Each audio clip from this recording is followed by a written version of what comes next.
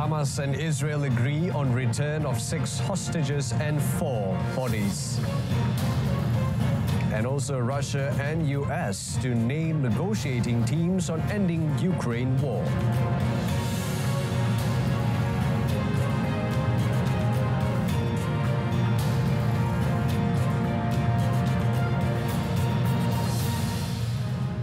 Good afternoon and Salam Malaysia Madani. I'm Brendan Lepal. Hamas and Israel have announced a deal for the release of 6 living hostages from Gaza and the return of 4 captives' bodies. 33 Israelis were due for release under the first phase of the fragile Gaza truce that took effect last month, with 19 freed so far in exchange for more than 1,100 Palestinian prisoners. Of the remaining 14 hostages, Israel said 8 are dead. Hamas top negotiator Khalil al-Hayya said the group decided to release the remaining living Israelis whose release was agreed in the first phase, apart from handing over 4 bodies.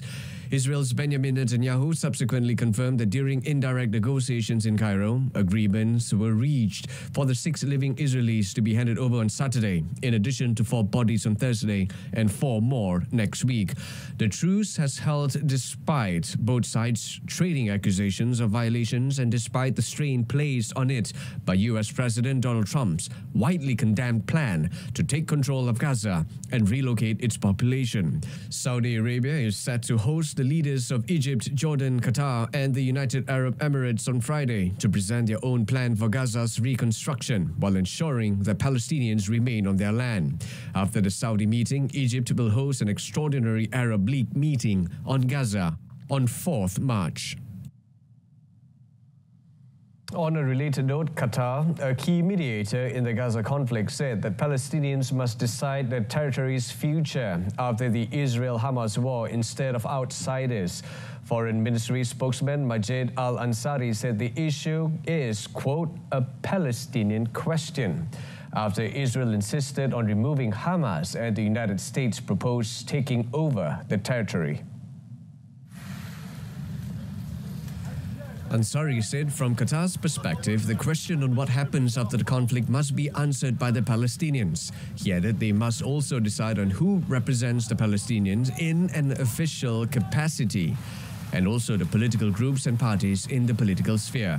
Meanwhile, Iran's Supreme Leader Ayatollah Ali Khamenei dismissed the proposal by the United States to displace Palestinians from the war-devastated Gaza Strip, saying it will go nowhere. He noted that no plan will be completed without the consent of Hamas and the people of Gaza, adding that global public opinion favored the Palestinians. Iran had already rejected the Trump plan for Gaza, calling it an unprecedented attack on international law and the United Nations Charter. Russia and the United States have agreed to establish teams to negotiate a path to ending the war in Ukraine after talks that drew a strong rebuke from Kyiv over its exclusion. At the talks in Riyadh, U.S. Secretary of State Marco Rubio and Russian Foreign Minister Sergei Lavrov agreed to appoint respective high-level teams to begin working on a path to ending the conflict in Ukraine as soon as possible. Washington said the sides had also agreed to establish a consultation mechanism to address, quote, irritants to the U.S.-Russia relationship, noting both nations would lay the groundwork for future cooperation. Washington also noted European nations would have a seat at the negotiating table at some point, following the first high-level official Washington-Moscow talks since the 2022 invasion of Ukraine. Some European leaders fear Washington will make serious concessions to Moscow and rewrite the continent's security arrangements in a Cold War-style deal. Ukrainian President Volodymyr Zelensky, meanwhile, slammed his nation's exclusions from the Riyadh gathering. He said any talks aimed at ending the war should be fair and involve European countries. US President Donald Trump, for his part, said he was much more confident of a deal after the Riyadh talks, saying he thinks he has the power to end the war. Lebanese leaders were in contact with the United States and France to press Israel to fully withdraw, branding its continued presence in 5 places and occupation after a ceasefire deadline expired yesterday. Israel announced just before the deadline that it would keep troops in 5 strategic points near the border. Lebanese President Joseph Aoun said the government was in contact with truce brokers, the United States and France, to press Israel to complete its withdrawal after an initial late January deadline set under the deal was already extended. Aoun said in a statement that decision makers are unified in adopting the diplomatic option because nobody wants war to continue. Earlier, Aoun joined the Prime Minister and the Speaker of Parliament in declaring that any Israeli presence on Lebanese soil constituted an occupation. They said the government would ask the United Nations Security Council to require Israel to leave, saying Lebanese armed forces were ready to assume duties on the border and Beirut had the right to adopt all means to make Israel withdraw. In a related development, the United Nations called the incomplete pullout a violation of a Security Council resolution, though it has allowed many displaced residents to return to devastated border villages after more than a year of hostilities between Israel and Hezbollah. The United Nations has also enabled the emergency services to retrieve bodies from previously inaccessible areas. Lebanon's Civil Defense Agency said it had recovered at least 23 corpses from border villages. U.S. envoy Janine Hennis-Plasschaert and the UN peacekeeping force said they do not wish for the delay in the withdrawal process. They said it was a violation of the Security Council resolution that ended a previous war between Israel and Hezbollah. Under the ceasefire, Lebanon's military was to deploy alongside UN peacekeepers as the Israeli army withdrew over a 60-day period. Since the hostilities began in October 2023, more than 4,000 people have been killed in Lebanon. Around 60 people have reportedly been killed in Lebanon since the truce began. 24 of them on 26 January, as residents tried to return to border towns on the original deadline for Israel's withdrawal. Meanwhile, the International Monetary Fund said it is open to a new loan agreement with Lebanon following discussions with its recently appointed finance minister. Prime Minister Nawaf Salam formed a new government this month, ending more than 2.5 years of caretaker leadership. Salam tapped Yassin Jaber to head the finance ministry, an important position as the new administration weighs whether to implement painful economic reforms in exchange for fresh financial support from the fund. An IMF spokesperson said the agency looks forward to working with President Joseph Aoun and the new government in addressing the major challenges that the Lebanese economy faces. This could include discussions on a new program that could help restore external and debt sustainability and rehabilitate the economy, subject to the request made by the authorities. The IMF's comments follow Jaber's meeting with the fund's resident representative in Lebanon, Federico Lima. Jaber told Lima that the government and the finance ministry have a keen interest in achieving an agreement with the IMF. He added the authorities were aware of the importance of the IMF's role in proceeding along the path of reforms and attracting the international community to assist Lebanon. The M23 armed group has summarily executed children in Eastern Democratic Republic of Congo. The UN Rights Office warned the situation in Eastern Congo was deteriorating sharply, resulting in serious human rights violations and abuses. Rights Office spokeswoman Ravina Shamdasani said the office had confirmed cases of summary execution of children by M23 after they entered the city of Bukavu last week. On the 16th of February, in a neighborhood called the Latin Quarter, in Bukavu, 3 boys were killed during an altercation with members of M23.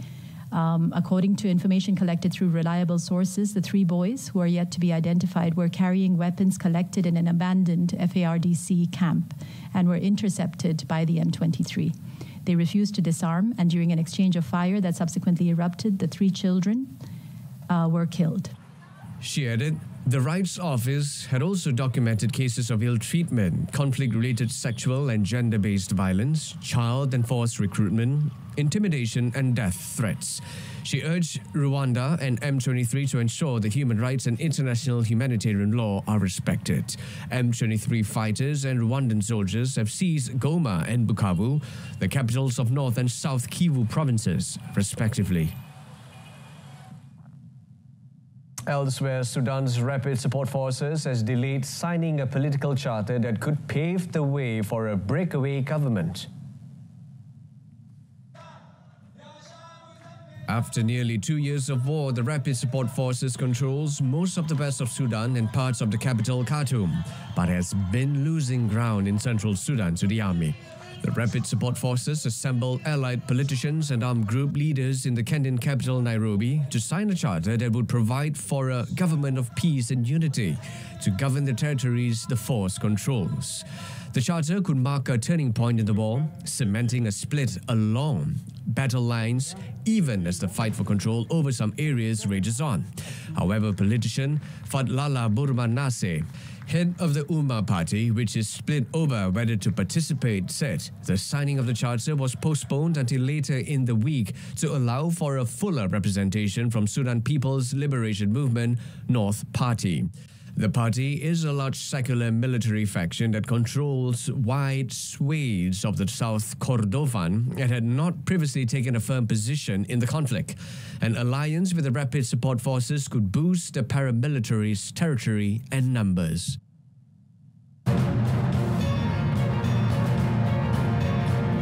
And still ahead, Trump signals 25% tariffs on foreign cars.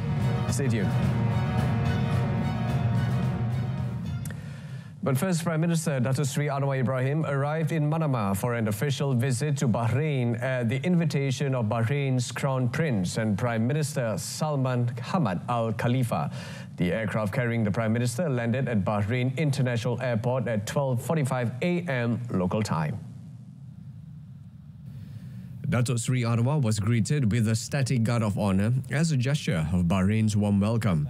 The Premier and his delegation were received by Bahraini Foreign Affairs Minister Dr. Abdulatif Rashid Al Zayani, Deputy Governor of Muharrak, Brigadier General Jassim Muhammad Al Ghatam, Malaysian Ambassador to Bahrain Shazril Zahiran, and Bahraini Ambassador to Malaysia Dr. Walid Khalifa Al Manea. During the visit, the Premier is said to have an audience with Bahrain's King, Raja Hamad Isa Al Khalifa, a high honour for Malaysia that reflects the strong bilateral ties between the two nations. Datuk Seri Anwar, who is also Finance Minister, will also meet his Bahraini counterpart, Sheikh Salman Khalifa Al Khalifa, and pay a visit to the Bahrain Economic Development Board to explore economic cooperation opportunities between Malaysia and Bahrain. US President Donald Trump intends to impose auto tariffs in the neighborhood of 25% and similar duties on semiconductors and pharmaceutical imports, the latest in a series of measures threatening to upend international trade.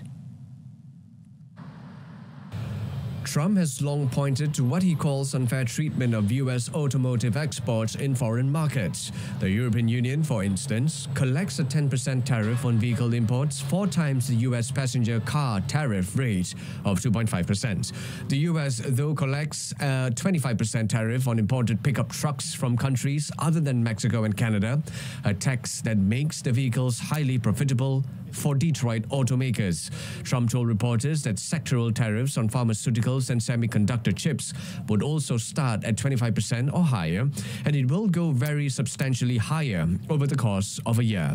He did not provide a date for announcing those duties and said he wanted to provide some time for drug and chip makers to set up US factories so that they can avoid tariffs.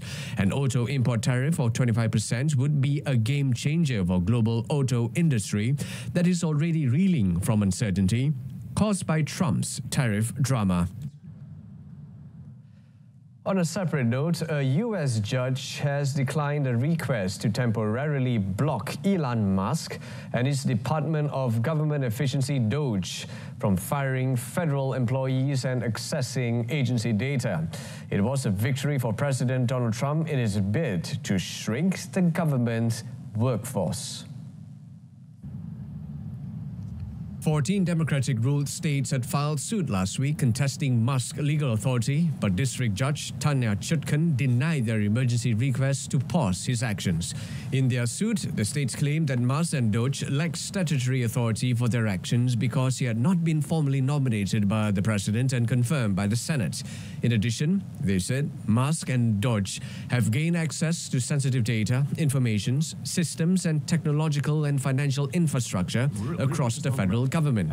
However, Chutkan said plaintiffs have not carried their burden of showing that they will suffer imminent, irreparable harm absent a temporary restraining order.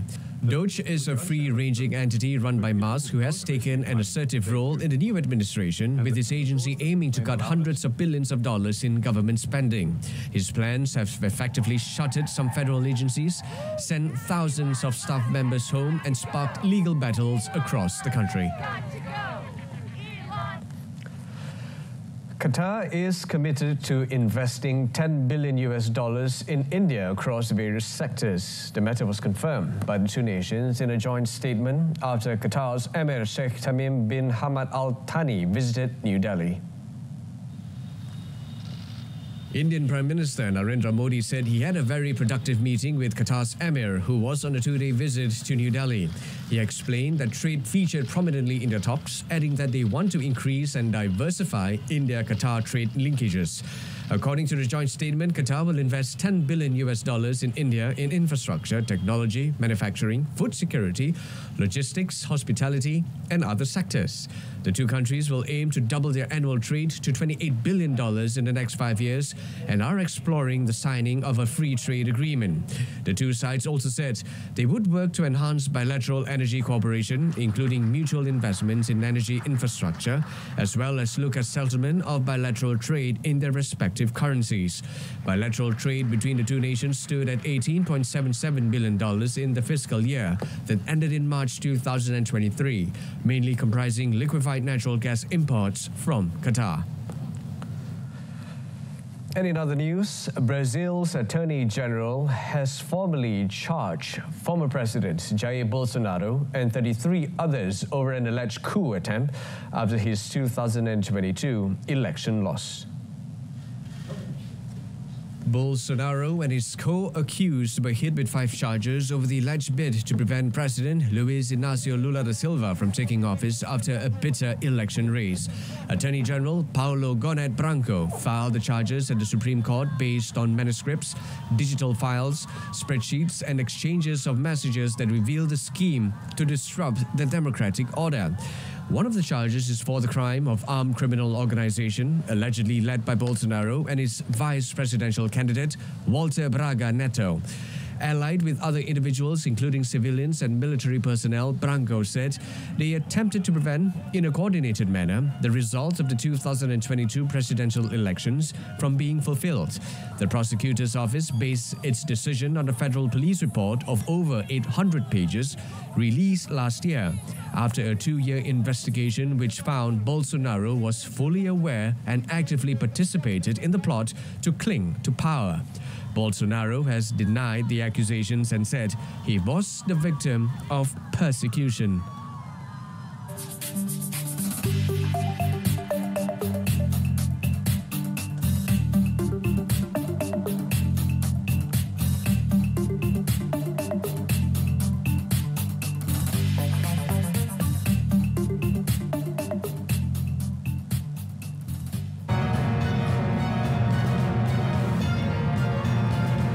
Next up in sports, JDT crushed Pohang to book AFC Champions League last 16 spot. Stay with us.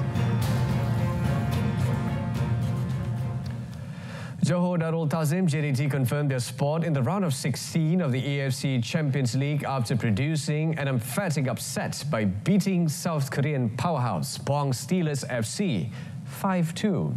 The result saw JDT finish the Eastern Zone Group competition in 4th position with 14 points after recording 4 wins, 2 draws and 2 losses. In the clash at the Sultan Ibrahim Stadium, JDT, who were hunting for a big victory first, were stunned by the visitors' opening goal through Lee Ho Jae's header in the 26th minute. The Southern Tigers rallied to equalize in the 37th minute when Oscar Arribas calmly slotted home the loose ball after goalkeeper Yong Pyong-guk failed to gather Bergson da Silva's header. Right from the start of the second half, JDT's relentless drive paid off when Bergson displayed good ball control to get past Yun before firing home in the 52nd minute. 4 minutes later, it was national striker Arif Aiman Mohamed Hanapi's turn to register his name on the score sheet. Pohang Steelers, who were 2 goals behind, did not give up when they managed to close the gap through Kang Hyun Jae's finish in the 80th minute to make it 2-3. However, JDT were too powerful as the final minutes ticked away and added 2 more goals well into injury time through Jesse Rodriguez and Leonardo Obregon.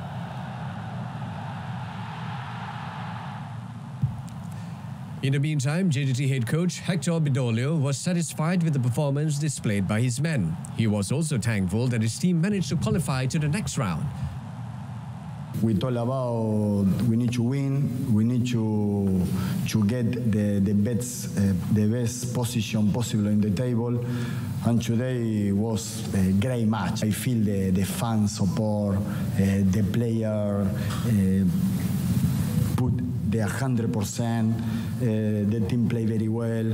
I am very happy. I am very happy because before I start this champion, our objective was qualify.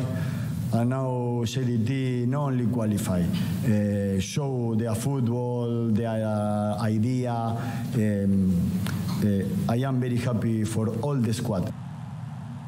In the knockout round scheduled to begin next March, Bidolio's Southern Tigers will take on another South Korean club, Gwangju FC, while Pohang Steelers were eliminated from the competition after finishing 9th. Saudi Arabia's Al Hilal ensured they finished top of the standings of the AFC Champions League West region with a 2-0 win over Al Wasl from the United Arab Emirates. Marcos Leonardo scored from close range in the 13th minute and captain Salim Al-Dawsari added the second 4 minutes into the second half after a return pass from Abdullah Al-Hamdan. The 7th win from 8 matches sees the Saudi champion finish the group phase with an unbeaten record. George Jesus' side will take on 8th place Paktako from Uzbekistan in the next round over 2 legs in March. Meanwhile, Iran's Esteglal qualified for the last 16 of the AFC Champions League when a 2-0 win over Al Rayyan of Qatar ensured the Tehran-based side advanced to the expense of compatriots and bitter rivals Persepolis. Substitute Ali Reza Kaushki set up Mohammad Azadi's 46-minute opener and scored Esteglal's second 23 minutes later to take his side up to 6 in the 12-team West Asian standings, forcing Persepolis out of the 8 qualification places. Esteglal went into their meeting with already qualified hosts Al Rayyan, knowing a draw would be enough to climb into the top 8, and Sohrab Bakhtiarzade's side went in front soon after halftime. Kaushki drove towards the byline as the Al Rayyan defense hesitated and Azadi forced his teammates cross over the line with his chest. The Iranians doubled the lead in the 69 minutes when they launched a counter-attack from deep. Kaushki's taking advantage of inept attempts to dispossess him by Andre Amaro and Julian Desart to score past Paulo Victor. Esteglal's board is a 2-legged last 16 match next month against Cristiano Ronaldo's Al Nassr, who finished 3rd.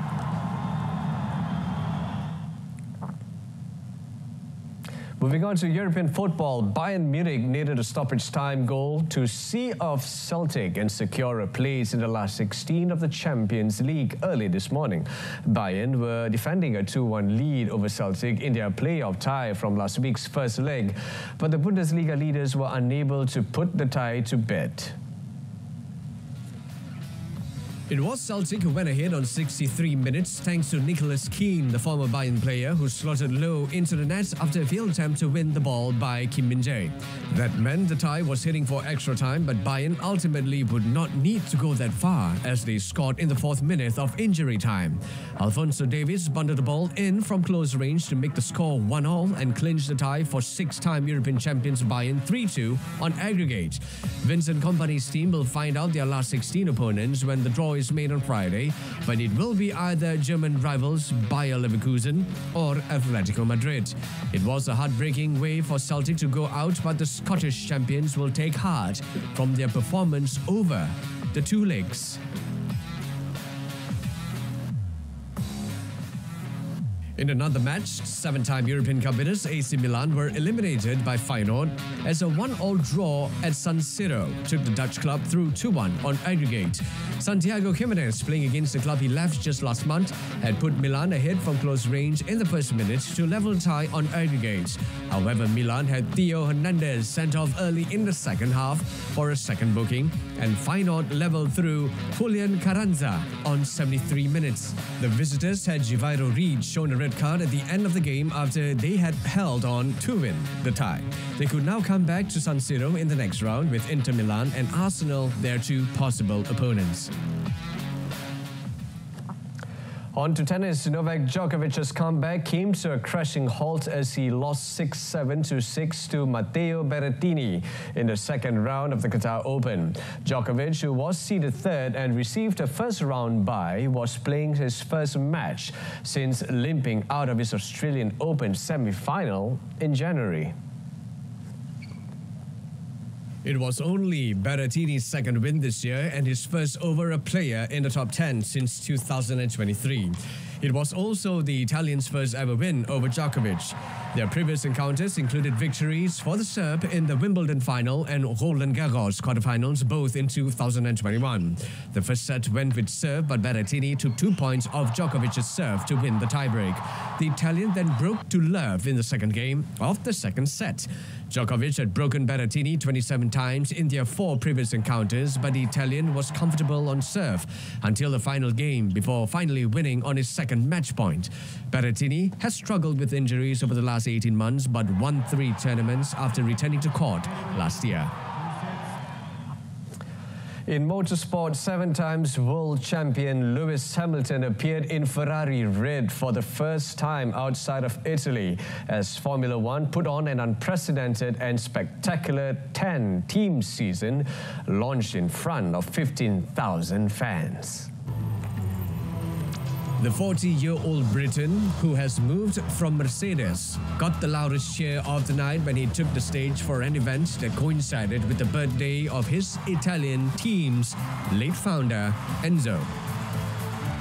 I think the word that I'm thinking of is invigorated, because I feel so full of life and so much energy because everything's new and just focused on what's up ahead. I'm so proud to be a part of the team, something new and exciting for me. So thank you for being here. So get ready then.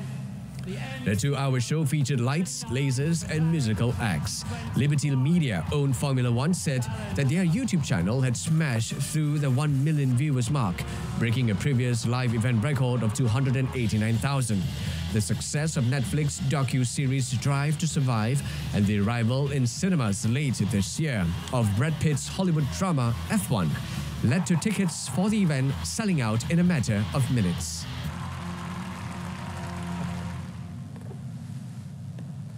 And that wraps up World Today. In our top story, Hamas and Israel agree on return of 6 hostages and 4 bodies. Tune in to Malaysia Tonight, coming up at 8:30 p.m. on TV1 and Saluran Berita RTM. Till then, I'm Brendan Lepol. From the river to the sea, Palestine will be free. Thank you for watching. Take care.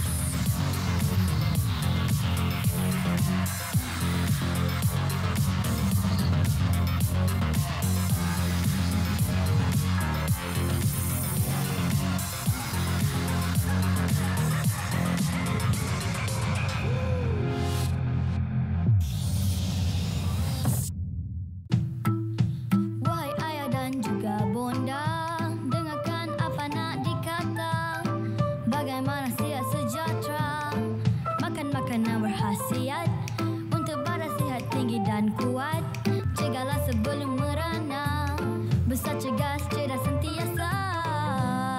Anak Malaysia tinggi, sihat selamanya.